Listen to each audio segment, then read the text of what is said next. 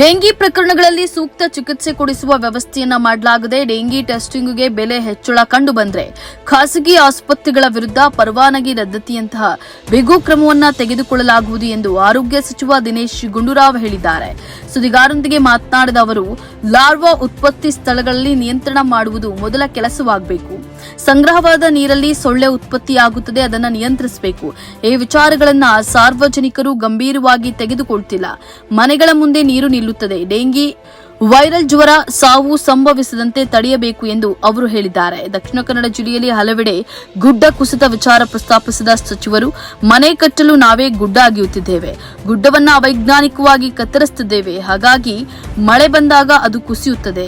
ಇದು ನಾವೇ ಸೃಷ್ಟಿ ಮಾಡಿಕೊಂಡಿರುವ ಸಮಸ್ಯೆ ಆಗಿದೆ. ತಡೆಗೋಡೆ ಕಟ್ಟುವುದಕ್ಕೆ ದೊಡ್ಡ ಅನುದಾನ ಬೇಕು, ಅದರ ಬಗ್ಗೆ ನೋಡೋಣ ಅಂತ ಹೇಳಿದ್ದಾರೆ.